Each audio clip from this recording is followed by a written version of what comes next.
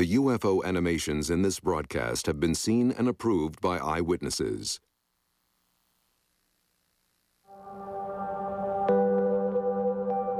Do you believe in flying saucers? It's coming this way.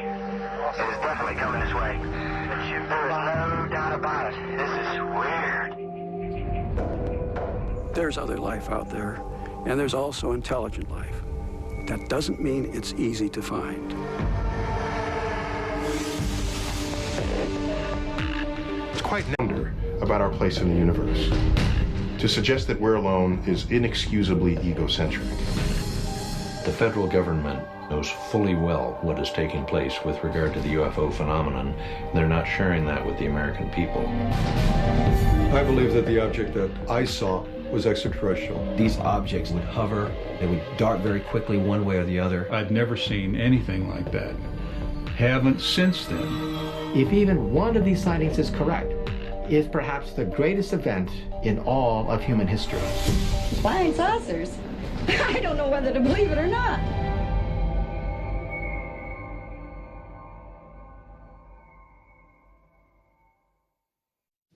Hello, I'm Peter Jennings.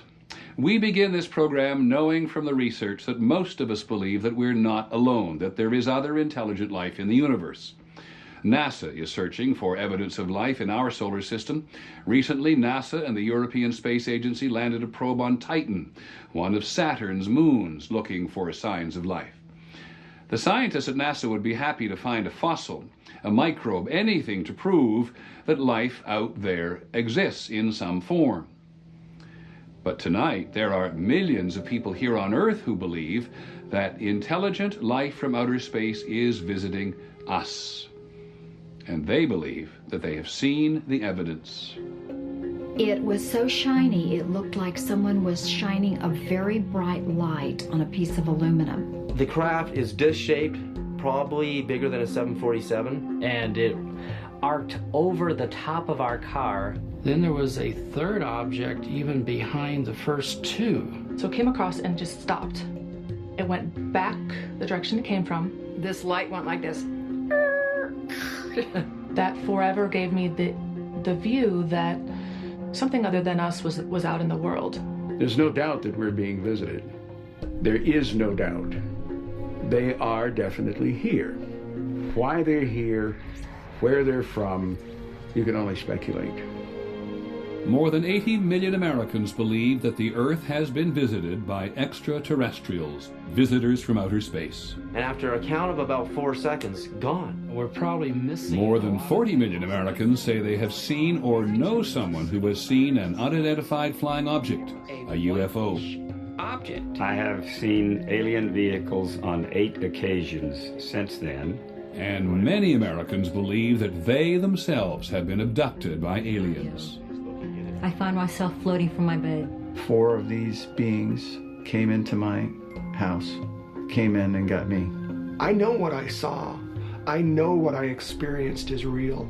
I know it because everybody else has seen it, talked about it, and discussed it. So I know for a fact it's real. I know for a fact it's real.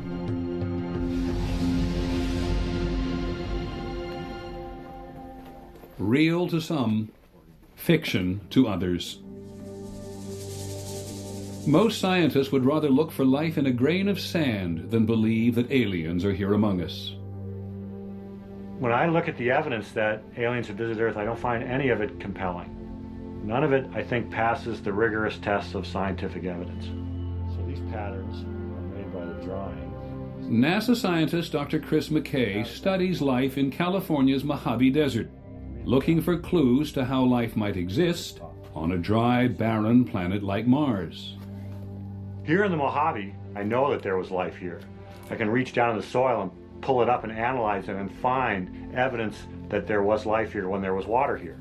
I'd like to do the same thing on Mars. Scientists, including McKay, believe that the universe is so vast there must be other places where life exists. If you look at all the people interested in life beyond Earth, there's scientists and UFO searchers. What we all have in common is a belief that there's life out there. We really have that commonality. The difference is how we approach what to do with that belief. What I do with that belief is approach the problem scientifically. So I don't disparage or ridicule the UFO phenomenon. I see it as, in a sense, a shadow of the same kind of work I do. The UFO phenomenon, only a shadow of mainstream science. But people throughout the world believe that unidentified flying objects are spacecraft guided by intelligent beings from beyond the Earth. I have no idea. I flashed the light at it. And if you are among the believers, you have probably spent at least a few late nights listening to the program broadcast from this desert compound. Coast to Coast with Art Bell is the place to talk about UFOs, or ufology, as many of his listeners call it. West of the Rockies, you're on the air. Hi. Hey, Art. This is Matt in Colorado. Hey, Matt.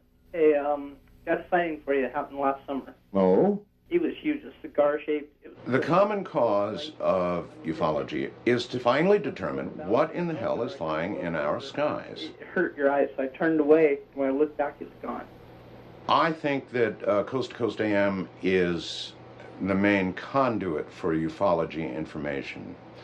And over my phone lines have come the most informed ufologists, the best scientists, and some of the craziest people you'll ever meet.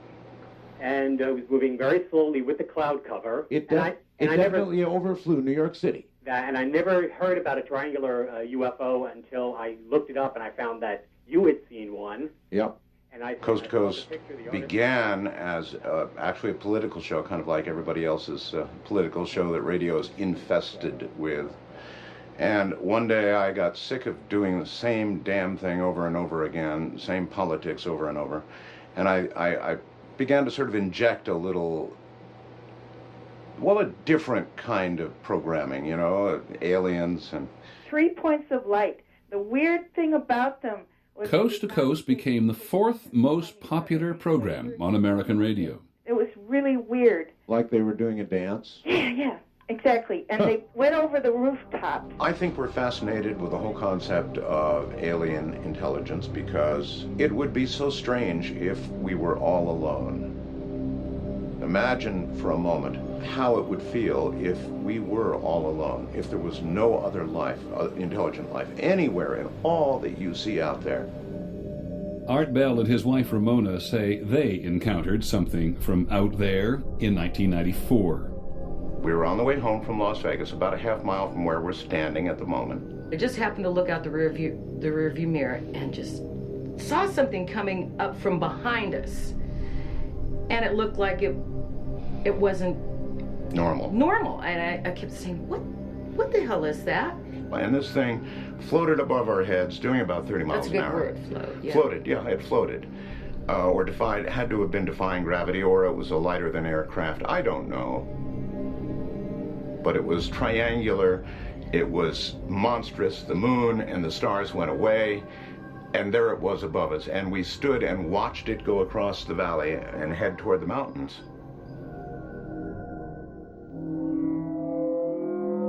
Art Bell and his wife were alone, but there have been UFO sightings with hundreds, even thousands of eyewitnesses. Phoenix, Arizona, March the 13th, 1997. There were some incredible sightings over Phoenix called the Phoenix Lights, and they occurred while I was doing my program. I took call after call after call of people in Phoenix saying, "Oh my God, what's flying over our city?" At 8:30 p.m. that night, hundreds of people reported seeing a mysterious flying something. Security guard Bob Nelson was sitting on his porch with his dog. And all at once, these 6 or 7 lights came across the top of the hill, and it was moving very slow. And then I went in and jokingly said to my wife, "We got a UFO coming over." She just couldn't believe what she seen. And then, of course, she didn't know what she seen. Sue Watson and her children, Brian, Aaron, and Kevin, were in their front yard. We saw this incredible sized vehicle.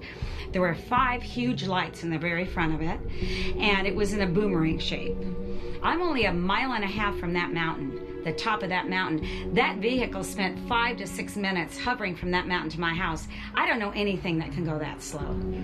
It was absolutely silent, just completely gliding, just like part of the sky, just a big, big, big platform, just flying with lights in front of it. I could see it was covering stars, so I knew it was something solid. Sheriff's Deputy Thomas Chavez was in his squad car. I was sitting here facing to the east, watching the intersection, and on one of the times when I glanced up from my paperwork, that's when I saw the strange set of lights. I can't give you a definite answer to what it was. All I can tell you is what it was not, and it was definitely not an aircraft as we know it. Mike Fortson grabbed his binoculars and went outside with his wife. As it passed in front of us, all we could see was the left wing of the craft itself. That's how low it was. We didn't go fetch a camera. We didn't do anything but sit there and watch it. You actually tell yourself not to blink because you might miss something. I mean, that's how intense it was. It gives me goosebumps when I talk about it. At 10 p.m. that night, thousands of other people reported seeing another series of lights in the sky. What I'm looking at here is a light on South Mountain. Mike Christen videotaped the event from his house on Moon Mountain. When I saw the one light, it was one thing. I was just photographing the one light, and then all of a sudden another one popped up in a different direction.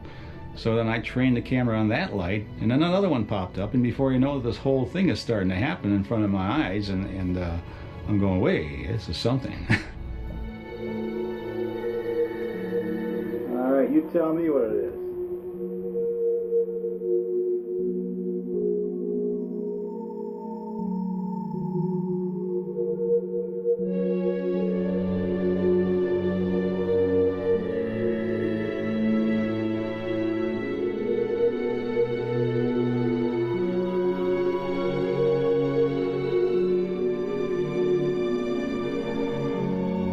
Hey, Sue?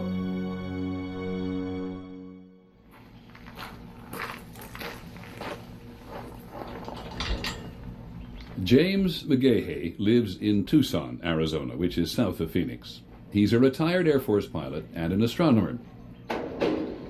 He is an outspoken skeptic about UFOs.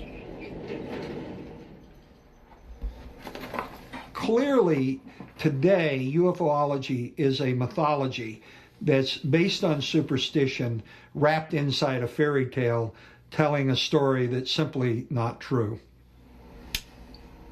What most people see is lights in the sky at night, points of light. They equate that to spacecraft from another world. There's no connection. If you see a light in the sky, you've seen a light in the sky. That's all you've seen. This happened in the case of the Phoenix lights. The lights on the videotape were simply flares being dropped by A-10s on the Goldwater test range. There's nothing mysterious about it. I know what flares look like. These are clearly flares. And some people have said they saw a triangular aircraft flying through the Phoenix airspace. The argument against that is very simple. The Phoenix radar didn't see anything. They were connecting the dots of these objects. That's all they were doing. The bright lights of these objects, they were connecting this and saying it's all one thing. It wasn't one thing. It was 5 different aircraft flying in formation. The people in Phoenix do not believe they were just connecting dots. For somebody to say there were planes in formation, I'm telling them I saw a solid object. My wife saw a solid object. I know 300 or 400 people that I've talked to saw the solid object in the 8 o'clock hour. I know what I saw, and it was something that I've never seen before and probably will never see again. And it was amazing. It was amazing. It was something that is not from here, and that's what's so intriguing to me about it, that it's unknown, the unknown of it. I am so certain at what I saw that I would testify in a court of law or in a congressional hearing as to what I saw, because what I saw was not an aircraft. I think it was a UFO. I honestly believe that there was a UFO. You don't have to believe me. Nobody believes it. But you'll believe it when you see it. When it comes to unidentified flying objects, seeing is believing. This is the Center for UFO Studies on the outskirts of Chicago. There are files here from thousands of witnesses who report seeing UFOs, and the records go back for decades. The best way to become a believer in UFOs is to have a sighting. If you encounter it directly, you're likely to believe in it because you encountered it. Intellectual arguments don't always work as well with people, understandably. You know, I saw a UFO, so you should believe in it, or look at all these other people that saw it, so you should believe in it. It's always the personal that's going to lead to a belief that the subject is real, and that's true for scientists, for ufologists, and for members of the general public. Dr. Mark Rodiger has been researching the UFO phenomenon since 1974. One conjecture is that many reports, or at least a good fraction of reports these days, are caused by secret aircraft. It turns out that it's actually pretty easy to distinguish between sightings that might be secret aircraft and sightings that are probably not that. When you get a UFO sighting where the object behaves in a way that defies conventional physics, defies the way that an airplane would move, and when you can see the object, it's not just a point of light, but there is some size there, some actual shape you can see, and that thing isn't shaped like an airplane, well, then it's not a secret aircraft. It's whatever it is, it's just something totally bizarre and strange. An example of that would be a sighting that occurred in January of 2000 near St. Louis on the Illinois side of the river. This huge triangular object was moving fairly low to the ground, kind of zipping around the area. It's not Venus or Mars or whatever object was up at the time. It's not another aircraft that was up at the time. Well, gee, if it's not a conventional object, what else could it be? My name is Melvin Knoll, and I'm a part-time truck driver, and I own this miniature golf course and also the go-kart track out here. That certain morning, I happened to look over into the sky to the northeast, and I seen a very, very bright light up there, like a very bright star. And then I said, well, that's moving. And I just stood there and watched it as what I was doing, and it was just coming down out of the sky real slow, and no noise, just quiet, and I couldn't see no wings or nothing, just floating right through the midair up there. And I thought, well, if I don't tell nobody that I seen something go over town tonight, nobody will believe me tomorrow. Knoll drove his truck to the Highland, Illinois Police Department to report an unidentified flying object, heading toward the neighboring town of Lebanon. Well, I just received a call from Highland PD. Reference to a truck driver just stopped in and said there was a flying object in the area of Lebanon. It's a joke, right? No, this is not a joke. That's why not? Ed Barton was the first police officer to respond to the call. Be advised, there's a very bright white light east of town, and it keeps changing colors. It's heading westbound now. Matter of fact, if the shadow officer looks up, they can probably see it by now. 2550, I see something, but I don't know what the heck it is. At 4:23 a.m., police officer David Martin saw the UFO over a field on the outskirts of Shiloh. I happened to look over and saw this large floating object that was just moving very slowly. It was probably about a football field in length. It had 3 large bright lights lighting up the sky underneath it. I honestly don't know what it was that I saw, other than I know it wasn't a plane or a helicopter or a blimp. Police reported the object over Lebanon, over Shiloh, over Millstad, over Dupo. Detective Mark Lopino says he saw it as it approached O'Fallon, Illinois. I was driving eastbound on Highway 50 when I see the object, the UFO, if you will. I first thought it was probably a bunch of helicopters flying in some type of formation. As I drew closer to it, I saw it start to cross over the roadway. It was unlike anything I had ever seen before. You could see the lights, and you could see something that they were attached to, and it was shaped like a triangle. I'm freaking out. I'm like, what the heck is this? So I continue, and it's going over these trees. By the time I get here toward the left turn lane, I duck into this left turn lane here, and I stop right about here.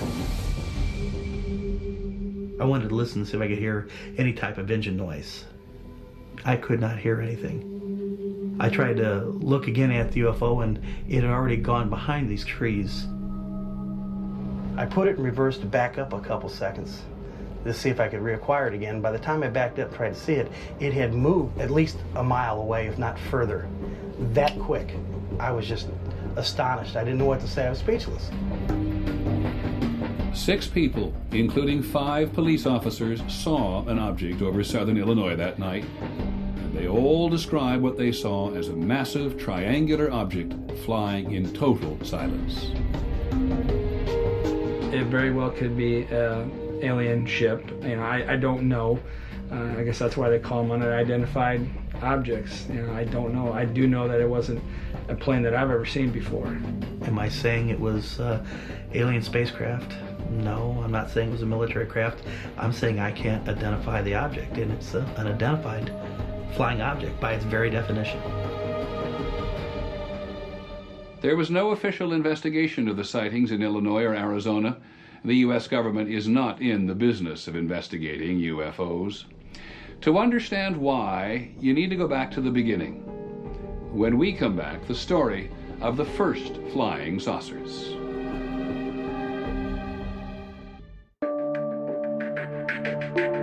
The fascination with unidentified flying objects can be traced to a day in June 1947 and to one man, Kenneth Arnold. He was not a guy who read science fiction. He was not a guy who had any occult interests. He was not a guy with a lot of imagination. He lived pretty close to the ground mentally, but he loved to fly. And so on the Tuesday afternoon of June 24th, 1947, when he saw these 9 dish-shaped objects flying at some considerable speed over Mount Rainier, he thought that he was witnessing a secret military experiment. Every newspaper across the nation has made headlines out of it, and this afternoon we are honored indeed to have here in our studio Kenneth Arnold, who we believe may be able to give us a first-hand account and give you the same on what happened. Go ahead, Kenneth. They looked something like a pie plate that was cut in half with a sort of a convex triangle in the rear. I'd be glad to confirm it with my hands on a Bible because I did see it. It's just as much a mystery to me as it is to everyone else who's been calling me the last 24 hours wondering what it was. The press referred to the 9 objects Arnold said he saw as flying saucers. Arnold was such a straight shooter. He was so clearly puzzled. There was no possibility that this guy was making up a strange story. Arnold's sighting just seemed to catalyze everything. All of a sudden, there was this presence of something unidentified in the sky that couldn't be ignored. And in the next 2 or 3 weeks, there were many hundreds of sightings.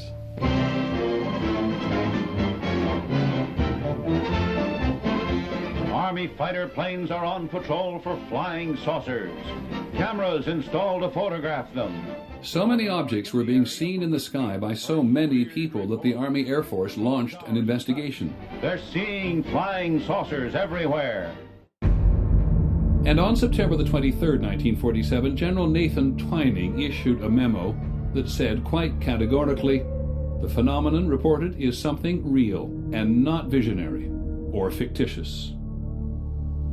When it appeared that technological devices of some kind were penetrating American airspace, and we didn't know what they were and had no idea what to do about them, this was obviously a national security problem. It was the beginning of the Cold War, and what Americans feared most was being attacked by the Soviet Union. We didn't know what they might have flying. And so those concerns by the government, legitimate concerns by the government for our security, led eventually to them establishing a full-time office to investigate UFOs. The Air Force investigators quickly came to realize that they were not dealing with Soviet aircraft. Nothing man-made performed like flying saucers.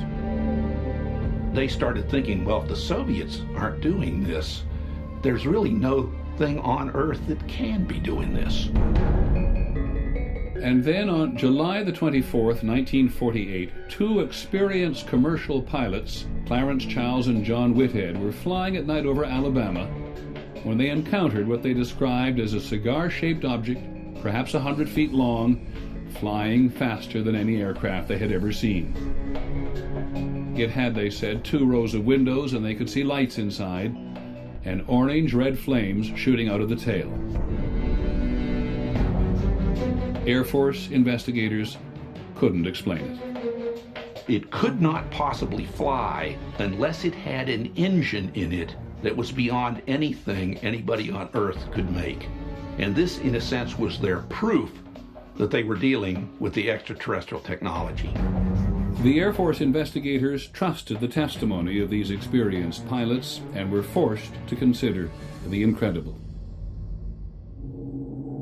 Since 1948, there have been thousands of sightings by commercial and military flight crews.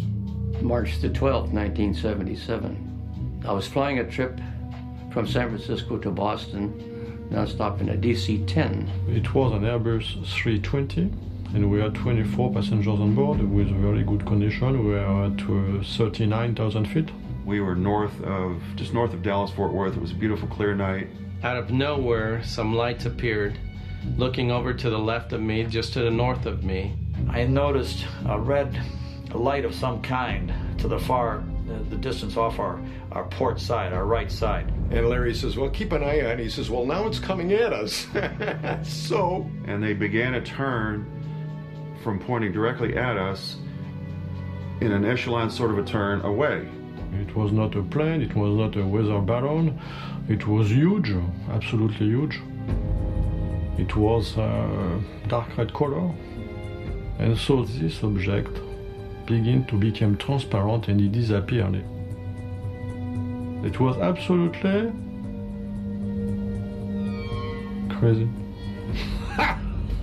Crazy. It just was gliding through the sky so quietly, and as it did so, it blotted out the stars behind it, and it just reminded me of a submarine in the depths when it's quiet and just kind of motoring right on through, you know. There were no wings, there were no windows, and it was cigar-shaped. I saw what I saw, and this thing was not from here. I watched this big, gigantic light go out behind our left wingtip, and then as the turn progressed, it disappeared in the distance off to the back at a very high rate of speed. I've flown all the jets. I flew in the war. I flew B-17s in the war.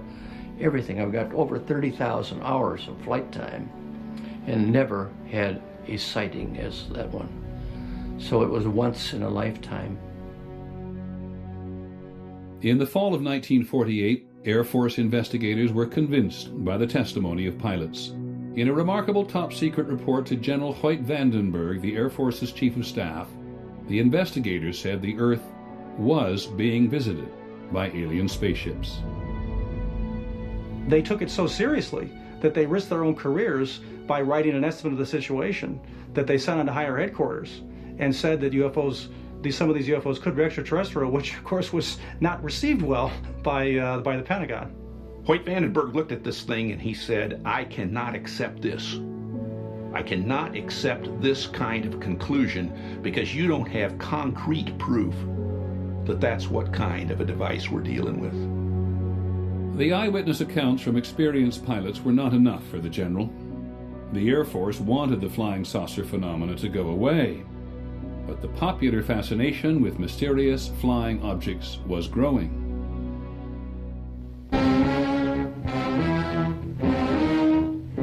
In 1952, the Air Force received more UFO reports than any other year in history. The sky is the stage, the actors, so-called flying saucers. And they're back on the scene with some new twists. This is a photograph of a flying saucer taken by myself, and it reminded me of 2 straw hats stuck together at the brim. I saw an intensely bright, white-green object in the sky. Now, I wouldn't want to say that this was one of those so-called flying saucers, but whatever it was an object and not an illusion. The Air Force had really tried to downplay the UFO problem. But by the summer of 1952, there was an enormous wave of sightings. There were hundreds and hundreds, probably thousands of sightings. Most alarmingly, the sightings were focused on Washington, D.C. At least 3 radar systems in Washington and the area were picking up unidentified targets. This very much worried people in Washington because it looked like penetration of the most important airspace in the country. In July 1952, the Pentagon's communication system was overwhelmed by calls about UFOs. The number of calls of frightened Americans, hysterical Americans coming into the switchboards of the American government were clogging communication channels. And if American communication channels were clogged, then this would leave America vulnerable to a potential Soviet attack. So the task is calm the Fuhrer, end the hysteria. It was public hysteria, not the flying saucers themselves, that threatened the national security. President Truman ordered the CIA to make recommendations on how the Air Force should handle the UFO problem. The CIA convened a panel headed by the physicist H.P. Robertson. The Robertson panel says we must do something to remove the aura of mystery from the UFO phenomena so that people no longer take them seriously and don't bother to report them. That's what we want. So flying saucers, whatever they were, wherever they came from, were to be made the subject of ridicule. But it was impossible to control the public interest. The public was fascinated. One of the most widely read magazine articles at the time proclaimed, "The flying saucers are real." One of the most respected publications in America, Life magazine, published photographs. Just a minute, ladies and gentlemen, I think something is happening. And then came the movies. The day the Earth stood still. This could be the beginning of the end for the human race. The War of the Worlds. The meteors, or the often ridiculed flying saucers, are in reality the flaming vanguard of the invasion from Mars. Flying saucers have invaded our planet. Washington, London, Paris. Earth versus the flying saucers. The whole world is under attack. Can it survive? The government simply could not control the public's appetite for a phenomenon so intriguing. They're pulling us up. When we come back, the Air Force tries to explain the unexplainable. Prisoners hurtling through endless space. Peter Jennings reporting. UFOs Seeing is Believing will return in a moment. Today, if you ask the Air Force about UFOs, it will tell you there is no evidence that they are extraterrestrial vehicles, and there is no evidence that they represent technology beyond our own. The Air Force will cite as proof its own 22-year study called Project Blue Book. During the 1950s and 60s, Project Blue Book, based at Wright-Patterson Air Force Base in Ohio, investigated hundreds of UFO reports every year. They came from every part of the country, from people in every walk of life. Night sightings, day sightings, sightings of mysterious lights, structured craft. The reports came to Blue Book seeking answers to what it was in America's skies. Blue Book was overwhelmed by the volume of reports. Americans were told again and again, we have a crack unit of individuals, scientifically trained people studying this phenomenon. That wasn't the case. There wasn't a massive institute where Blue Book had a staff of white-coated lab technicians. There was a guy at a desk and a secretary and a private or someone there, typing stuff. It was a very, very small project. Colonel Robert Friend was the director of Project Blue Book from 1958 to 1963. We wanted to explain as many sightings as possible, but we recognized that the amount of resources that would have been necessary in order to do this would have been far beyond those that we were ready to commit at the time. Blue Book was never intended to become a serious, full-scale scientific inquiry. The Air Force had another mission for its UFO office. Blue Book was tasked with a public relations mission, and that mission was denounce the UFOs, dismiss the UFOs, debunk the UFOs, and anybody who believes in them. just come up with answers and get this UFO thing out of the newspapers. The best way to keep UFOs out of the newspapers and therefore out of the public mind was to say repeatedly that they were nothing more than weather balloons or rare atmospheric conditions, a star on the horizon, whatever it took. What they wanted to try to do was, I think, to re-educate the public regarding UFOs, to take away the aura of mystery. And that job was most often left to Blue Book's one civilian scientist, Ohio State astronomer Dr. J. Allen Hynek. At this time, there is no proof that I would consider valid scientific proof that we have been visited by spaceships. There was not one sound. I listened. There was not a sound. Between 1948 and 1969, Dr. Hynek was Project Blue Book's lead scientific investigator on thousands of cases. His job was to stretch his imagination to try to find explanations for every possible case he could, even if he knew it didn't make any sense. Don't you think it would be kind of unusual for a meteor to just fall across the road and hover over there a minute and then drop to the ground? The coming over wouldn't be bad. The hovering that would bother me. The longer he was in, the more cases he saw, the more he realized that he couldn't explain the cases, and there was a genuine mystery involved here. In the middle of the Cold War, across remote stretches of the northern United States, the Air Force kept ballistic missiles and B-52 bombers on constant alert. On the night of October the 24th, 1968, at Minot Air Force Base in Minot, North Dakota, Airman First Class Mike O'Connor was dispatched to make a routine repair at one of the missile sites. We made our turn to come down the road to the missile site, and out of the corner of my eye, I observed what I thought was a farmer's yard light, but it looked awful bright. And as we proceeded down the road, the object appeared to lift off the ground and parallel us down the road until we came to the missile site, at which point we got out of the truck and it just kind of hovered there. Staff Sergeant Bill Smith was in charge of security for 10 nuclear missiles.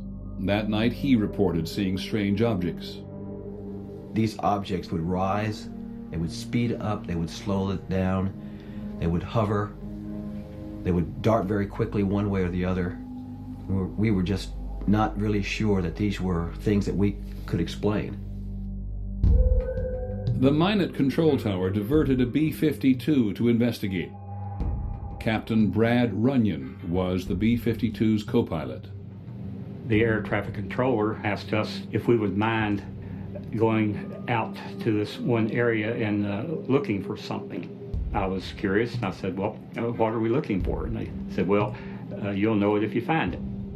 The navigator on the B-52, Captain Patrick McCaslin, suddenly identified an object on his radar screen. I saw a return, faint one sweep, bright the next, large, off our right wing, 3 o'clock, at about 3 miles. And at that point, I asked the radar navigator to turn on the camera, which would then take pictures of whatever was on the radar screen. These pictures of the radar screen show the object flying in formation with the B-52. This thing was climbing out with us and maintaining the same heading we were. That was unusual. But what really watered my eyes when this thing backed away and allowed us to turn inside of it. When the object suddenly disappeared from the radar, the bomber turned back to find it. Co-pilot Runyon was the first to spot what appeared to be a glowing craft hovering near the ground. When things like that are happening, it seems like time just stands still. My estimate, overall object was a minimum of 200 feet in diameter, and it was hundreds of feet long. It had a metallic cylinder attached to another section that was shaped like a crescent moon. I felt that this crescent moon part was probably the command center. I tried to look inside the thing, but all I could see was a yellow glow. At that point, I was fairly sure that I was looking at an alien spaceship, something that had come here from some other planet other than Earth. Co-pilot Runyon and the other crew members of the B-52 reported their sighting when they returned to the base. According to Blue Book's investigation, the crew of the B-52 and 16 witnesses on the ground said they saw a UFO that night. In its final report, Blue Book concluded that they were all seeing stars. None of those pilots saw a star. I know those pilots. I know what their training was. I know how many stars they'd seen in the course of their careers, and they were not looking at a star. It bothers me that Blue Book blew it off. I don't think this incident has ever been adequately explained. The Air Force finally got out of the business of trying to explain UFOs in 1969. It closed down Project Blue Book after an independent commission concluded that UFOs were of no scientific interest. There was one loud dissenting voice: Blue Book's once skeptical chief scientist, Allen Hynek. After more than 20 years and more than 12,000 UFO investigations, Dr. Hynek had become a believer. In Blue Book, for instance, we would get reports from military pilots, and that was particularly embarrassing to the Air Force because after they had trained those men, and they couldn't very well, they could say that a civilian pilot might have been untrustworthy, but they could hardly say that to of their own military pilots, and we got case after case after case from military pilots which never hit the press. The difference between Allen Hynek and the people he worked with in Blue Book was this. He was a scientist and they weren't. And he never forgot that he was a scientist. The Air Force paid his checks and paid him well.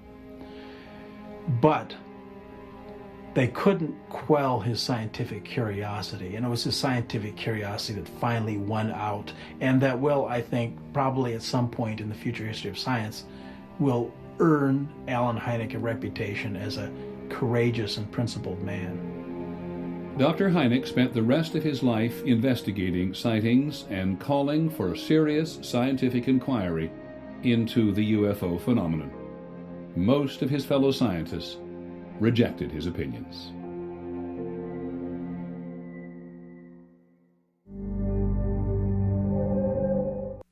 Peter Jennings reporting. UFOs Seeing is Believing continues.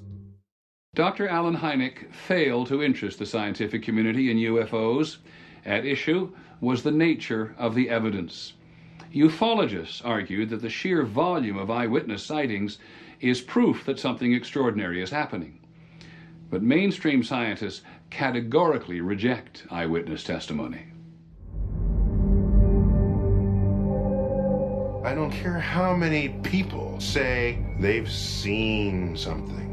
They've seen the lights in the sky.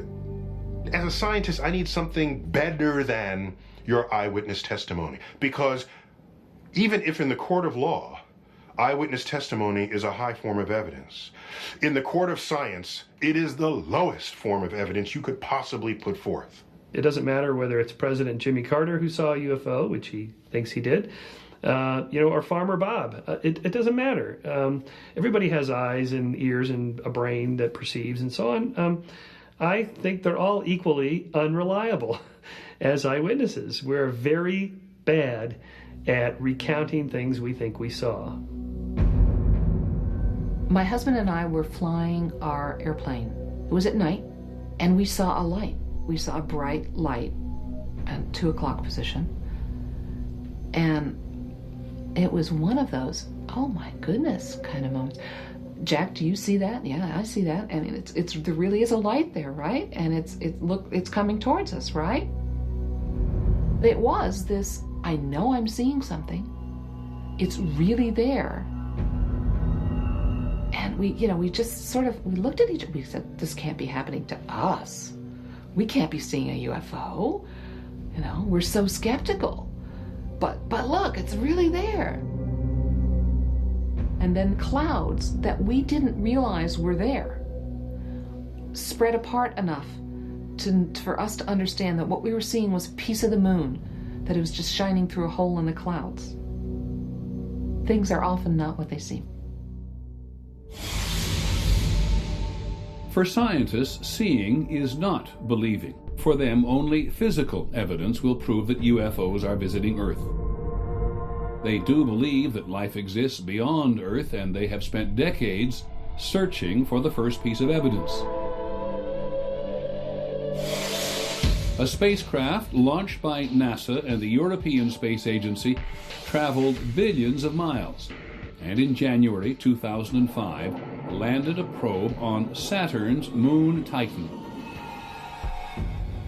No human spacecraft has ever landed so far from Earth. These images of Titan's surface suggest an active world of rivers and oceans. Scientists believe that where there is liquid, there may be life. If we look for life in our backyard, our cosmic backyard, if we look there and find life, imagine what that tells us. That some other random place that happens to be a nearby planet has life just the way we do. Then there's no telling how rich the entire universe is with life. There is still no evidence that the universe is rich with life, but mainstream scientists think there has got to be life. There's more than 100 billion stars in our Milky Way galaxy alone. And there's more than 50 or 100 billion galaxies in the universe. You multiply these two numbers, that's a 1 with 21 zeros worth of stars in the cosmos. To suggest that we're alone is inexcusably egocentric. Somewhere among the billions of stars in our galaxy, or in the billions of other galaxies in the universe, scientists believe there must be other planets, just like Earth, where life exists. What created Earth and man must have created life somewhere else, they say, in the vastness of space. Somewhere, there must be another developed civilization trying to reach us. Dr. Frank Drake has been listening for 45 years. In 1960, in Green Bank, West Virginia, Dr. Drake first pointed a radio telescope at a nearby star to listen for a signal. We just had this feeling that something very important was starting, that this was a new road that human beings were taking that was going to lead to very wonderful places and very wonderful things for our civilization. Dr. Drake's experiment marked the beginning of a project called SETI, the Search for Extraterrestrial Intelligence. Dr. Seth Shostak is an astronomer who works with Drake at the SETI Institute. We've been broadcasting our existence to the universe for the last 50 or 60 years, and we've been doing that with our high-powered radio and television transmissions. Every day, those signals just go right on out into space. That's how we're broadcasting into space, and we kind of turn that idea around when we try and find the extraterrestrials by trying to find their broadcasts. Dr. Drake remembers the day of his first search in April 1960. For all we knew, every star in the sky had a radio transmitting civilization. We might succeed the first day. We even had a tape recorder connected to the radio receiver so that we could tape record any voices we might hear from the other worlds. And so we pointed at the first star, and when it finally set in the west, we moved over and pointed the telescope at the second star, and we heard on a loudspeaker a signal like we'd never heard before with a radio telescope. And it was a lot like a lot of people said we might detect, a series of pulses. It sounded like choo, choo, choo, choo, choo, choo, choo, choo, choo, choo, choo, choo, choo. All our hearts were pounding. You think this may be one of the greatest moments in history unfolding right here before us. The signal turned out to be nothing more than sound from a passing plane. When you detect such a signal and it truly looks to be extraterrestrial, it's a very special emotion. I'd like to feel it again. After more than 4 decades, Dr. Drake has yet to hear an alien signal. Dr. Jill Tarter is another astronomer working at SETI. The chances of success in SETI are difficult to estimate. But if we never search, the chance is 0.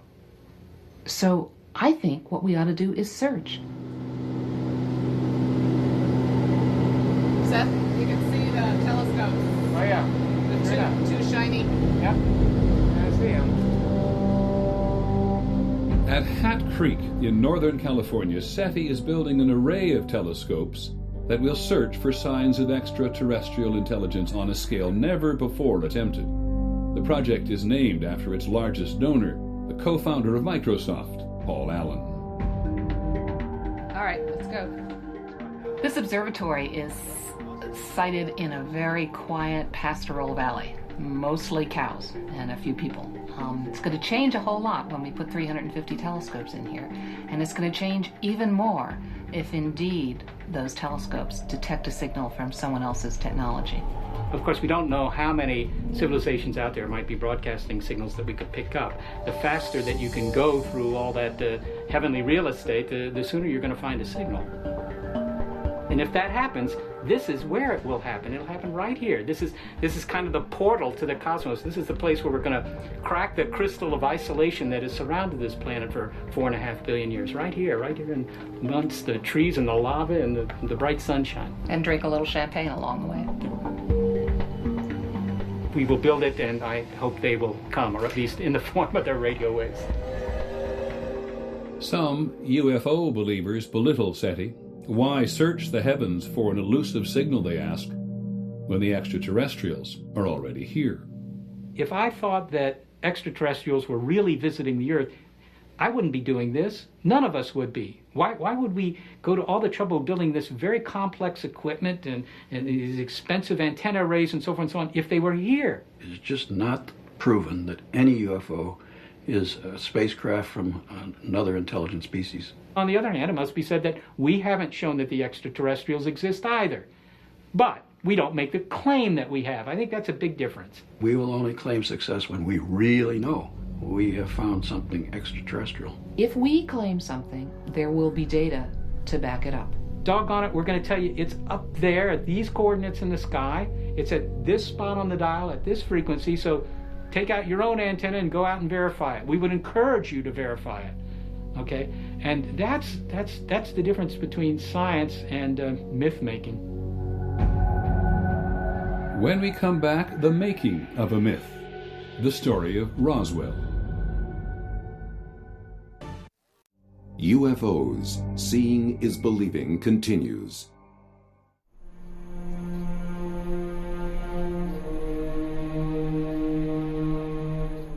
For many of those who believe that the Earth has been visited by extraterrestrial spacecraft, this remote New Mexico ranch is hallowed ground.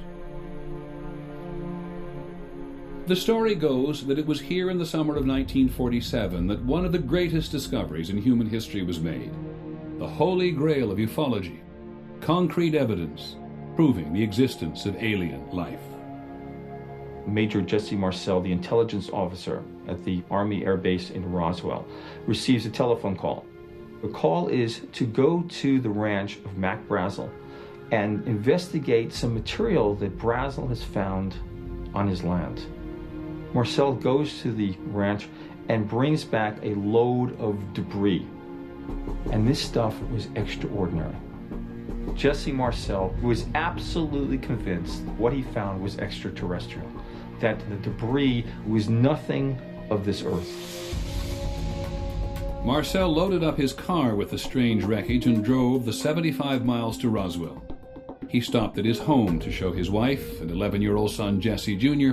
what he had found. Walked my mother and myself up saying, I want you to look at this. I mean, I can remember it just like it happened yesterday, the type of material that was there. The most curious part of the debris that I saw were the I-beams, the structural members with pinkish violet writing along the inside surface. It's more like geometric symbols. It was very impressive. When you see something that impressive, even as an 11-year-old, it stays with you. Jesse Marcel Sr. took the debris to the Army Air Force Base at Roswell early in the morning of July the 8th. And by noon, the base commander, Colonel William Blanchard, authorized a press release proclaiming that what Marcel had found was the remains of a flying saucer.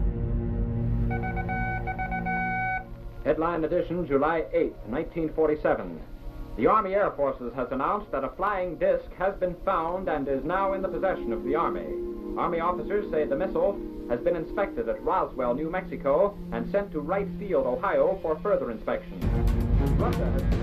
There was tremendous public excitement. I mean, the newspaper archives from that time, it was just all over the place. I mean, it was national news. It was a big deal. And people were very excited and very frightened and everything else. For one moment in history, Roswell, New Mexico could claim to be the only place on Earth where evidence existed that this planet was being visited by alien spacecraft. It was a short moment. The next day, there was a press conference organized by General Roger Ramey. And Roger Ramey says, "We did not recover a flying saucer. This is no flying disc. What we recovered was a weather balloon." The papers reported General Ramey empties Roswell saucer. The Army Air Force reduced Marcel's discovery to nothing more than a harmless, high-altitude weather balloon. The public accepted it. This was immediately in the wake of World War II, and I think most people basically trusted the government. And so, they had no doubt that this was genuine, and this was true of the press as well. There was very little skepticism about it, and it just kind of went away. For 30 years, no one paid any attention to the events at Roswell. Jesse Marcel's story of a flying saucer that crashed might still be forgotten, were it not for a ufologist named Stanton Friedman. I got involved in 1978. I was at a television station in Baton Rouge, Louisiana. The station manager, out of the blue, he says, "The guy you ought to talk to is Jesse Marcel. He handled the wreckage of one of those saucers you were interested in when he was in the military." What? Stanton Friedman found Jesse Marcel. He was retired from the military and was a television repairman in Houma, Louisiana. Marcel had a story to tell. What I saw, I couldn't believe there was so much of it. It was scattered over such a vast area. We found a piece of metal about a 1.5 to 2 feet wide. You couldn't even bend it, you couldn't dent it. Even with a sledgehammer would bounce off it. So it was not anything from this earth that I'm quite sure of. My dad finally came to the conclusion that this is a story that should not be contained or buried. He felt it was time that people know the truth about this. But what is the truth? The wreckage hadn't been seen since 1947, so there was no way to prove Jesse Marcel's claims, which never stopped Stanton Friedman and his fellow Roswell promoters. The first Roswell book appeared in 1980. It said that what crashed was a flying saucer. It said there was no evidence because the government was hiding it somewhere. The government was engaged in a massive cover-up. If there has been a UFO cover-up, it began in Roswell, New Mexico. A persistent rumor holds that the United States government has recovered and is concealing fragments of alien spacecraft. Fragments and more. This all came together at a time when people were ready to buy into conspiracy. And then, in 1989, Unsolved Mysteries did the recreation of the whole event, and off to the races we go. This Air Force base here in Roswell, New Mexico, was the center of a controversy back in 1947 that over 40 years later still remains unsolved. Jesse Marcel's story about a day long ago was becoming an article of faith, and the promoters were busy spinning it everywhere they could. You think there was a government cover-up? There's no question about that, not only about this case, but lots of other UFO cases. After investigating for their new book, Kevin Randall and Don Schmidt are convinced it was a military cover-up. A parade of new witnesses came out of the woodwork to share the limelight with tales of secret government activity and alien bodies found in the wreckage. The small nose, eyes like this, about how tall. About 5'3", 5'4", somewhere the tallest I think. Are you saying that extraterrestrials were found in Roswell? Yes. Dead? Dead extraterrestrials were found, no question about it. This is an incredible story. Aliens, the federal government, intimidation, we have a bestseller on our hands. The people who are promoting Roswell realize that there is a gold rush to Roswell. There is money to be made. But your book is only going to sell if your charges are more grandiose, more exaggerated, more powerful. So you have this ladder of escalation of sensationalism. In 1995, Fox Television broadcast what they promoted as recently discovered film of an alien autopsy performed at Roswell. It was seen by more than 20 million viewers. All right, I want to show you something. And then came the X-Files. This is a photo of a UFO that reportedly crashed in Roswell, New Mexico in 1947. Jesse Marcel's unproven story was now primetime mythology. In Roswell, they captured aliens from the spacecraft wreckage. They salvaged various alien technology from them, and from their databanks, they learned of the alien plan to recolonize the Earth. Decades after something fell from the sky outside Roswell, this remote New Mexico town had hit the jackpot. It didn't matter that there wasn't a shred of evidence to support the claim that a flying saucer crashed here. It didn't matter that there were no credible witnesses to alien bodies. On the 50th anniversary of the alleged crash, 65% of Americans told a Time magazine CNN poll that they believed the story. The myth, that is. The crowds come to celebrate the place where the truth about flying saucers and alien life was revealed. As for the strange debris itself... Good afternoon, ladies and gentlemen. In 1994 and 1997, in reports called the Roswell Incident and Case Solved, the Air Force offered its explanation. We're confident once the report is out and digested by the public that this will be the final word on the Roswell incident. The conclusion of the first report left no doubt that what was recovered near Roswell, New Mexico in July 1947 was debris from a formerly top-secret Army Air Forces research project, codenamed Mogul.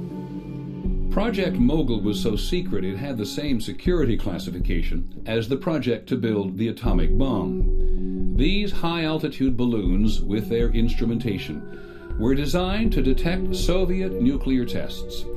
They were tremendous in size, as long as 650 feet. And in 1947, nothing else on Earth looked like this.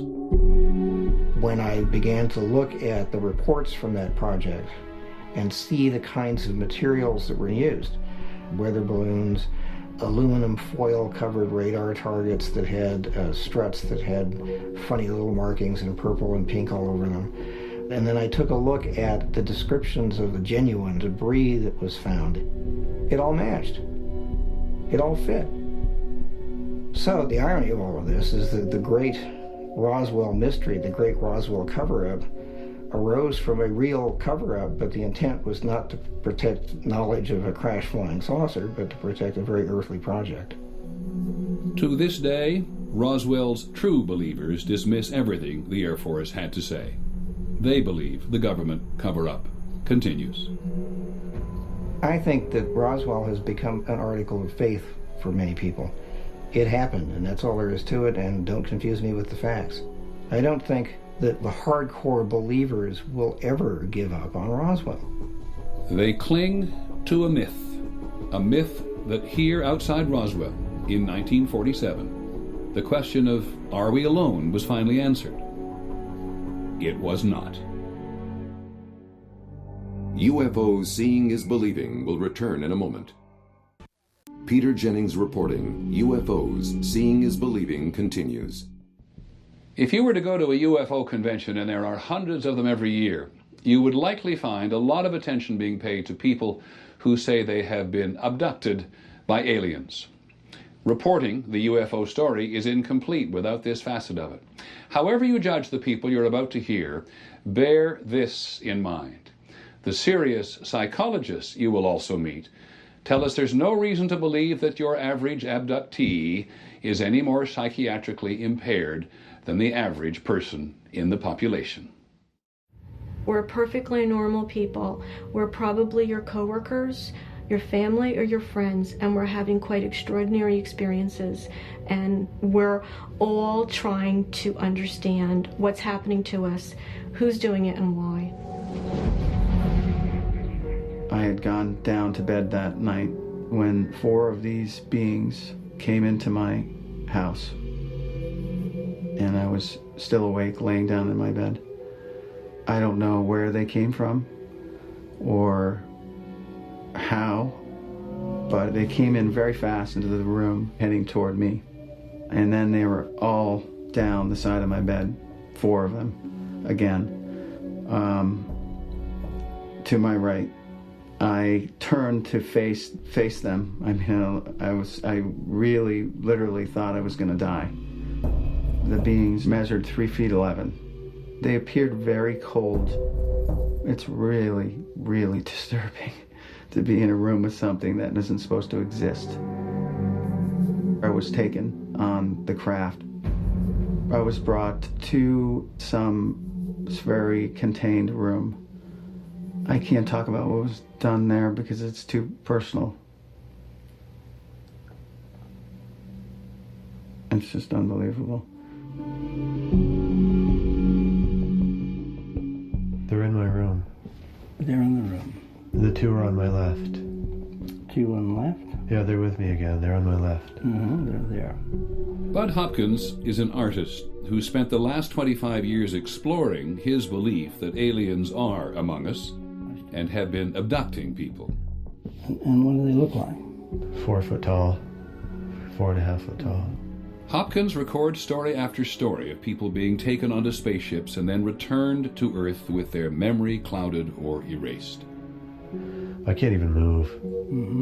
I can't even move. I'm trying to. As I've been working with abductees over the years, hundreds and hundreds and hundreds, there seems to be no doubt that this has been going on for decades. Maybe not at the rate that it has been lately, but that nobody knew who to report this to, and most people feel that it's just impossible that this could have happened to them. It is Hopkins who has convinced a large part of the UFO community that the phenomenon of abduction is real. I've been collecting drawings, sketches people have made of what they remember inside craft, and especially the faces of the aliens. I've been doing this for years and years, since actually starting probably 1975. Of course, the enormous cranium is the big feature. The mouth is very negligible, tiny, a slit. Bud Hopkins was the first. He published books and magazine articles, made public appearances, and then others followed. Abduction is now a common theme in movies and television. According to a Roper poll in 2002, 1 in 5 Americans believe that abductions have taken place. For the so-called abductees, the memories of what they say they have experienced are deeply traumatic. Most of the abduction experiences that I've had have been from my bed in the middle of the night. This is not all, however, the great majority. I'll be in bed and I will somehow sense fear. I'll sense something in the room, and at some point I can't move. I couldn't move my head left or right, but I could kind of look down at the foot of the bed, and I saw people standing at the foot of my bed. I see these eyes are just looking right through me. And then I don't remember anything. I woke up the following morning.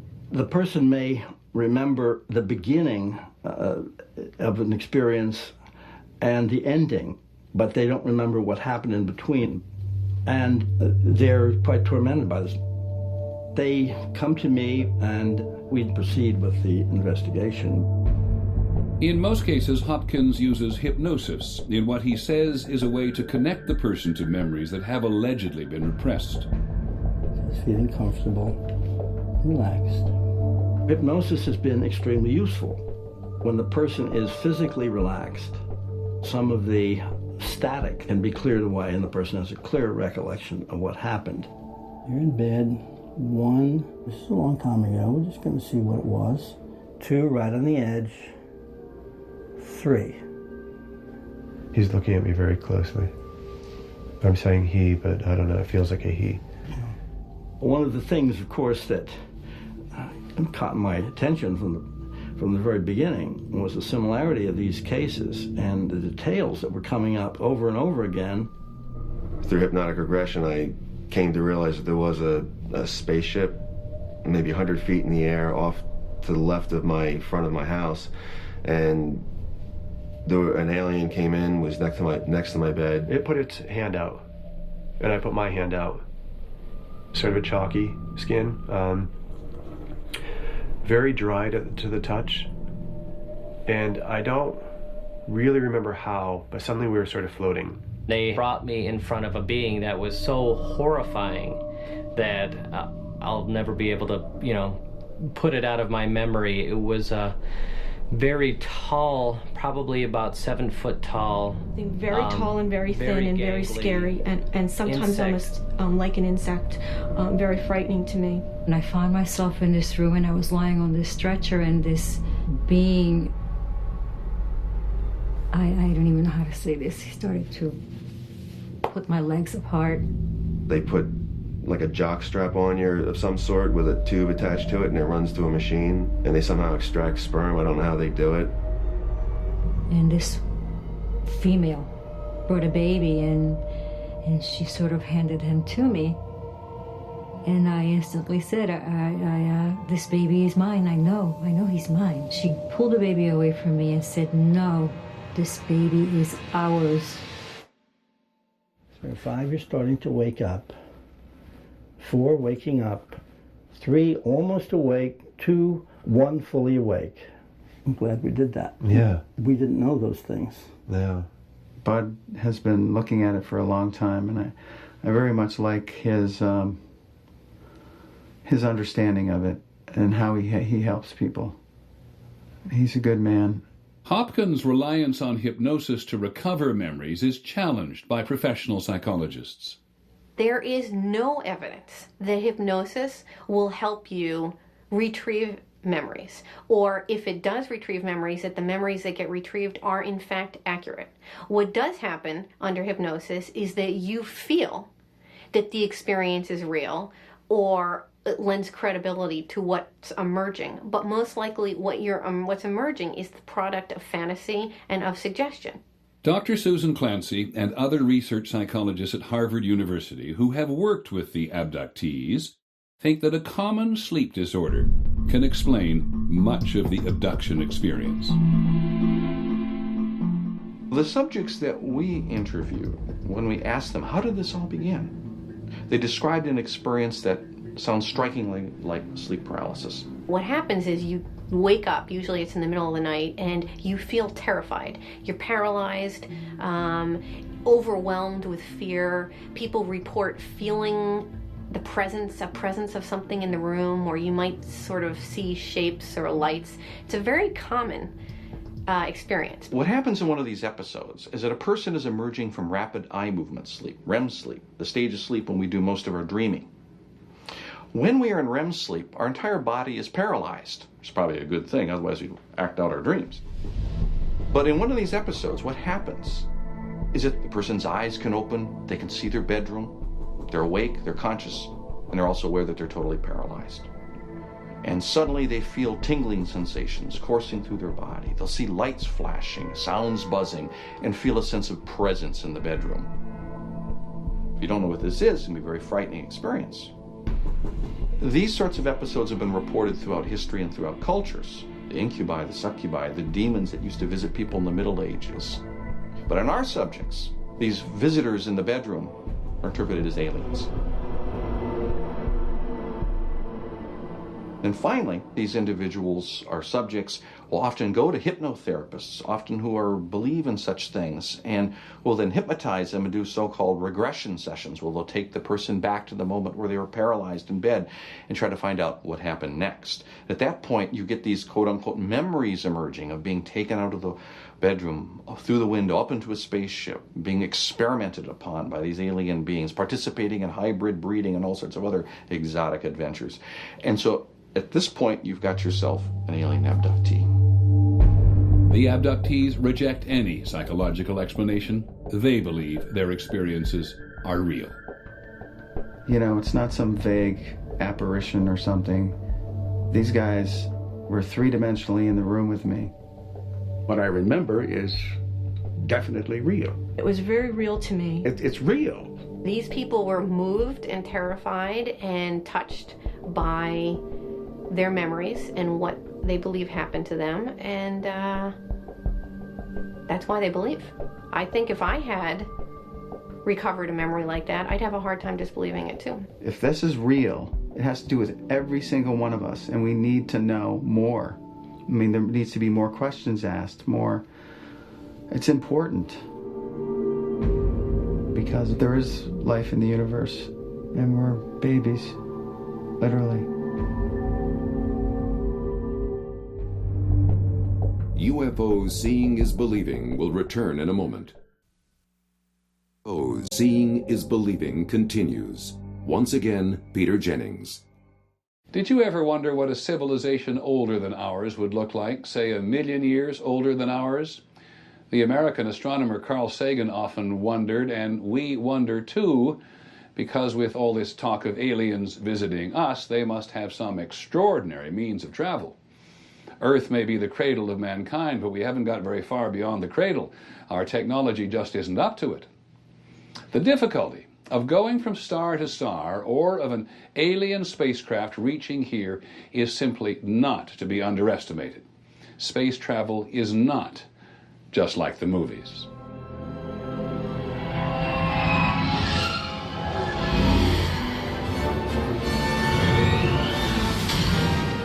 Anybody who goes in the movies probably figures that interstellar travel is just a matter of having, dilithium crystals and Scotty down in the engine room, and you can do it. It's borderline on the simulator, Captain. I cannot guarantee that she'll hold up.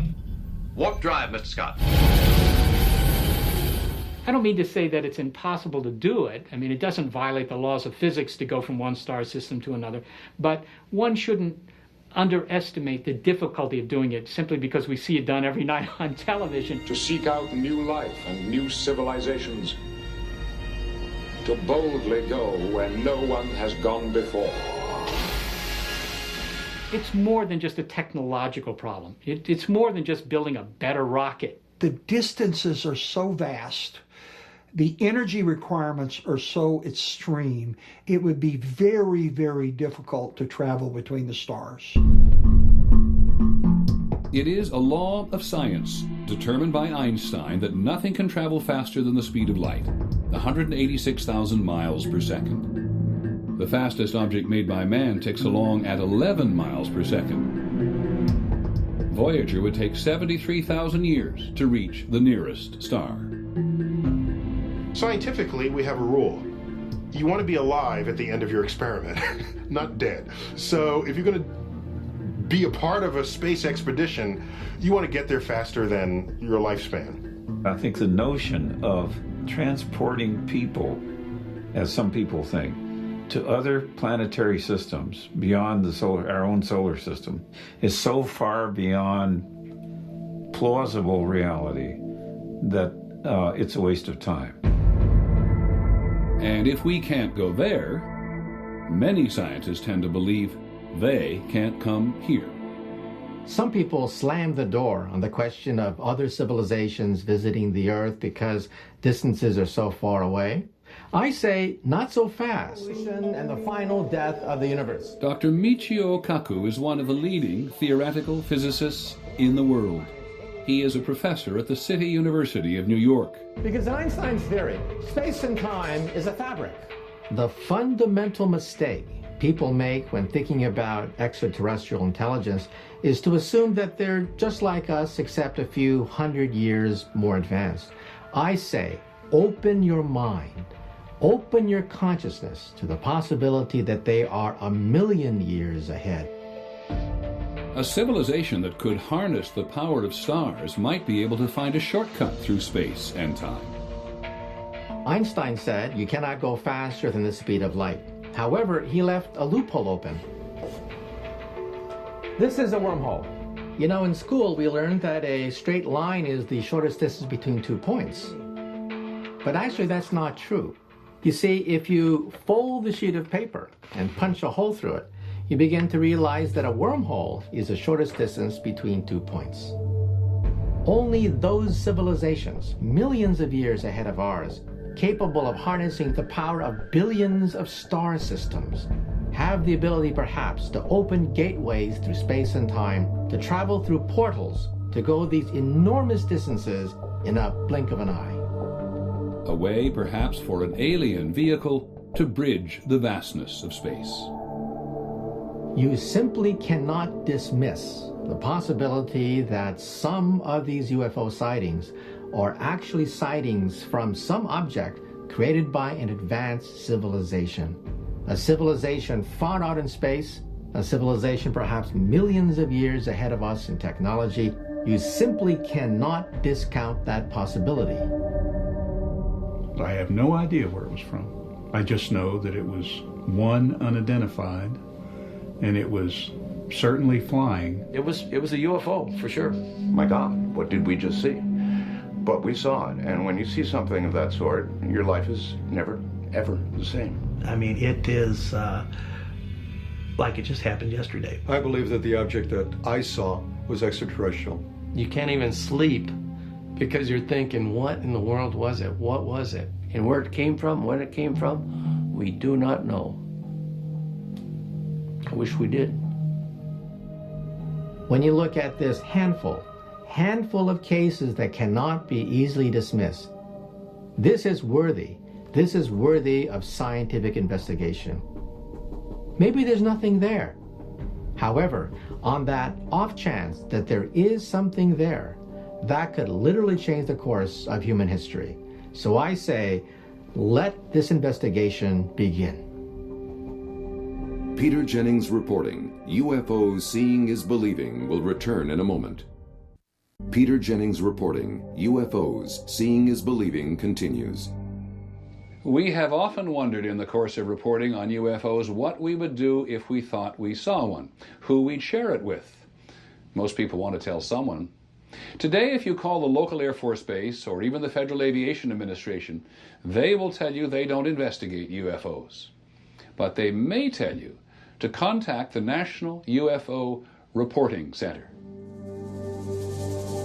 The center is in Seattle, Washington. It is a clearinghouse for thousands of eyewitness reports that come in every year. The National UFO Reporting Center is really one man, Peter Davenport, sitting alone at his desk in the corner of his living room. Davenport is the only person we met who devotes himself full-time to collecting reports and investigating UFO sightings. This is the heart of the National UFO Reporting Center.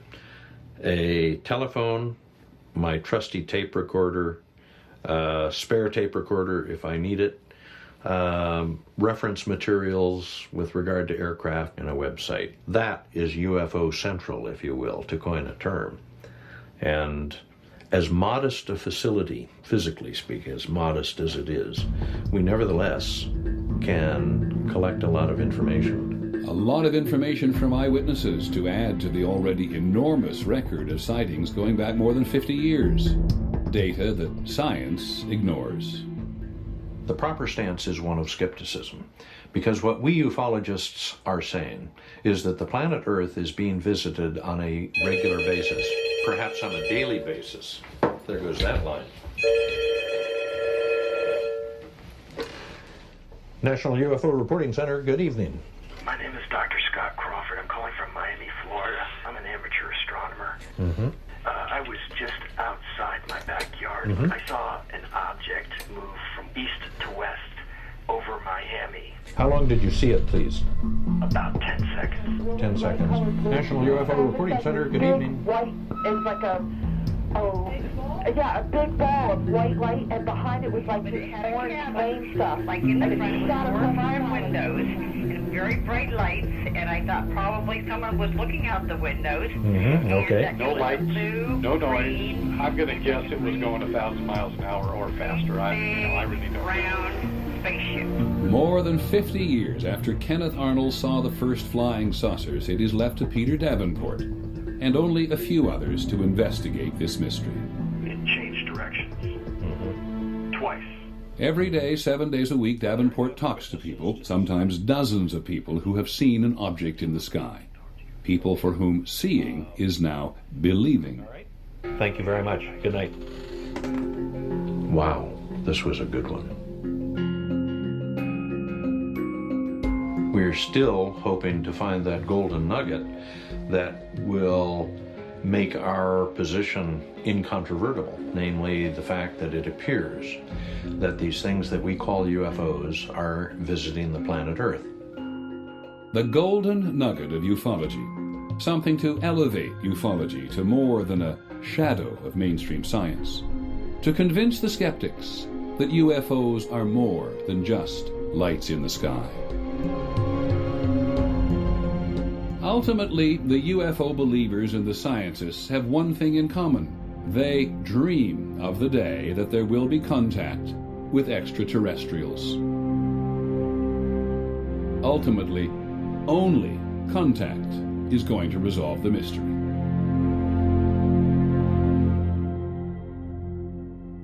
It has been a very interesting journey. I'm Peter Jennings. Thank you for joining us. Good night.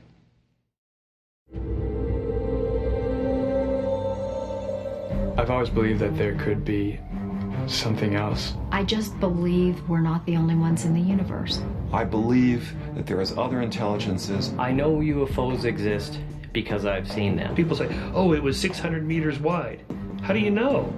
It's in the sky, it's dark. What are you talking about? They can't bring forth that one good case. I keep asking. I think they're probably out there somewhere in the universe, but I don't think they're hovering around Earth probing people. I just don't think they're bothering us at all. I know entities from elsewhere, who knows where, exist because I've been in contact with them. It's very straightforward.